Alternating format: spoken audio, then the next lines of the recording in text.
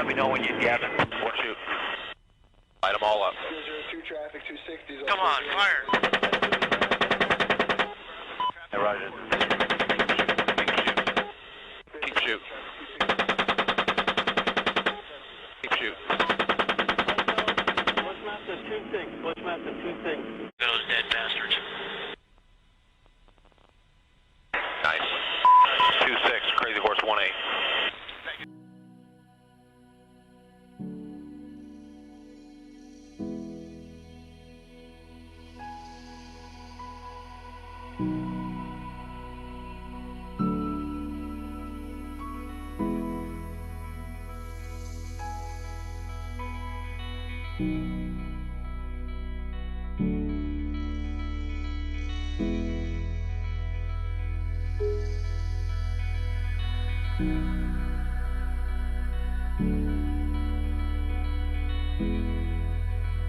Julian Assange is the founder and publisher of WikiLeaks. He is an Australian citizen who is currently incarcerated in Belmarsh Prison in London, awaiting the second phase of his extradition hearing. If extradited to the United States, he faces 175 years in a U.S. federal prison. His grave offense?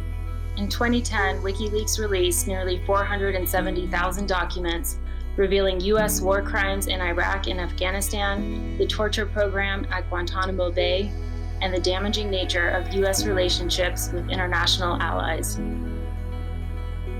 mean, for you to receive that volume of documentation suggests that there must be something of a rebellion going on within the system. Yes, I mean, it's the one hopeful thing is in fact there are good people in the US military, and some of those people have had enough. It's sort of another way of being a conscientious objector, and in fact arguably a far more powerful way of objecting to the war. Julian Assange is facing 18 charges, 17 of which are filed under the Espionage Act.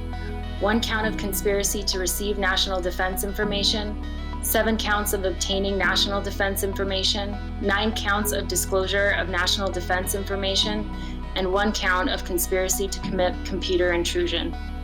But who is Julian Assange? And how did we reach the point where a multi-award-winning journalist is charged with 18 different felonies?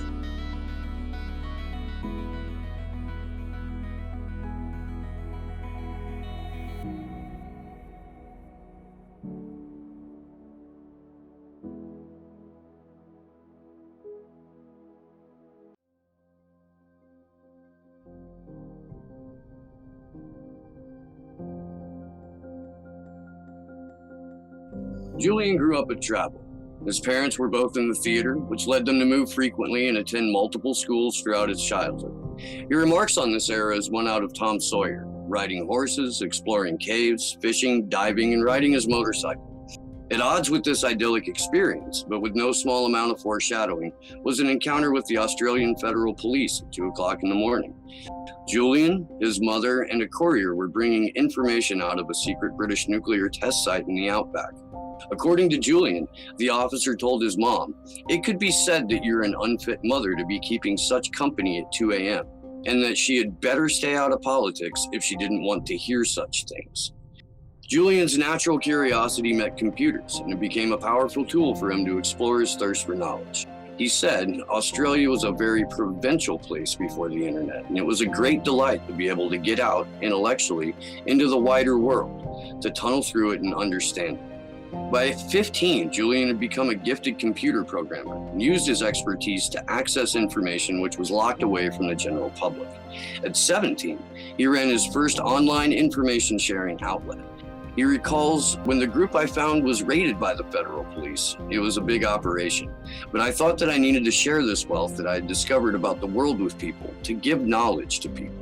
In identifying this need, he helped to build one of the first internet service providers in Australia, which gave many Australians, for the first time, at no cost, access to the World Wide Web.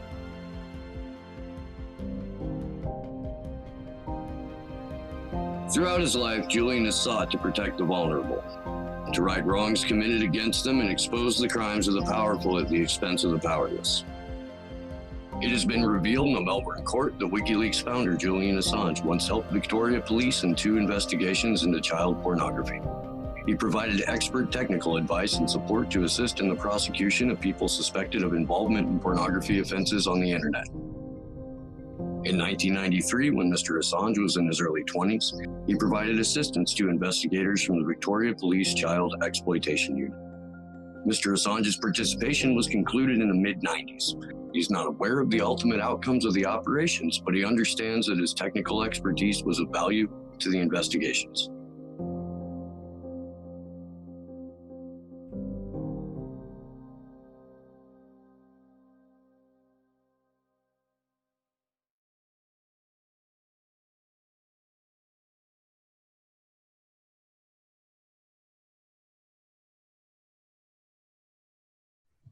Back in 2007, when I launched WikiLeaks, I don't know if people can bring their minds back to the cultural dynamics on the internet at that time.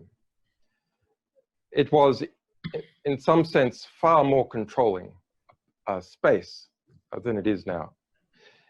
In other senses, far more open, because there weren't, the big players didn't dominate it as much as they do now. But the fight as to whether a WikiLeaks was culturally acceptable hadn't been had yet. And through succeeding in that fight and defending the organization, we became, in a very unusual way, part of the status quo. Not of the status quo of establishments, obviously. Many establishments are opposed to us because we publish secrets, and all establishments are in some sense hypocritical and rely on keeping a different interior world to an exterior presentation. But WikiLeaks became a culturally established, such that there would be a tremor sent through the broader internet culture, which is now the broader Western culture, if WikiLeaks were to disappear. And that's a very difficult role to be in. What would it mean? It would mean that essentially the envelope for publishers and freedom of speech and the rights of citizens versus institutions and establishments would suddenly contract. So I personally and WikiLeaks are partly in the business of keeping the envelope wide, being that avant-garde where we're constantly crashing up against icebergs, constantly, trying to smash through the ice, or at the very least maintain position, so that behind us there is a widened cultural space for liberty, broadly speaking. WikiLeaks has published over 10 million documents and accompanying analyses over its 14-year history without issuing a single retraction. WikiLeaks alone enjoys 100% accuracy as a news outlet. In 2007, WikiLeaks showed us inside Guantanamo Bay by publishing the manuals and standard operating procedures used to hide prisoners from the Red Cross, as well as PR guides used to eliminate certain words like suicide, or to rename a hunger strike as voluntary fasting. 500,000 documents make up the Iraq and Afghanistan war logs, the most detailed description of war to have ever been published. Each attack and death is listed, including 15,000 kills that had been kept secret from the public. When European oil company Trafigura dumped illegal toxic chemicals in the Ivory Coast, it convinced a British court to gag the BBC and The Guardian. WikiLeaks published the gag documents breaking the censorship ban. In 2010, WikiLeaks revealed how a US Apache helicopter killed 18 people, including 2 journalists and people in a van driving children to school. What shocked the world was the video game commentary of soldiers eager to kill. Look at that, right through the windshield. Oh yeah, look at those dead bastards. Nice.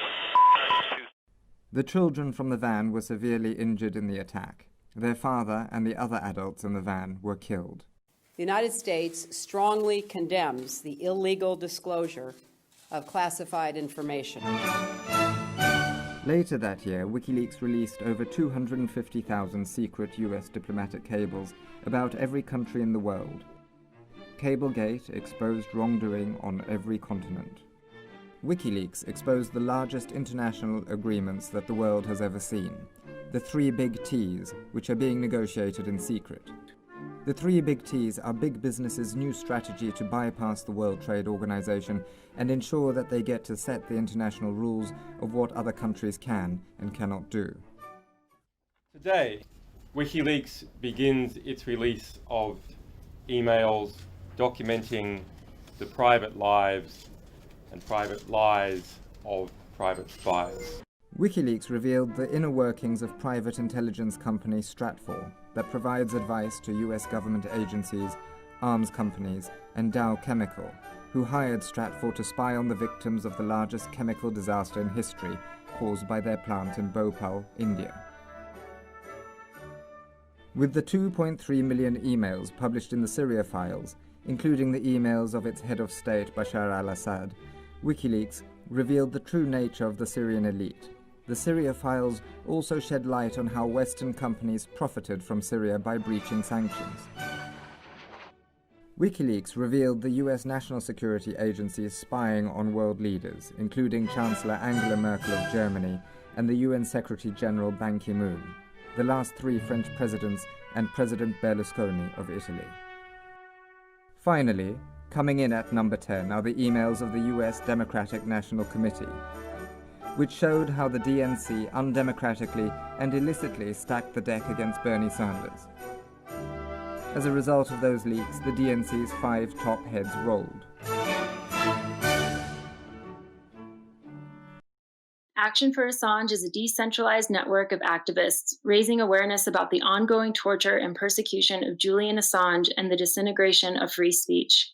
To learn more about us, find us on social media or go to www.action4assange.com. You can also watch our twice weekly online vigils on streaming platforms everywhere.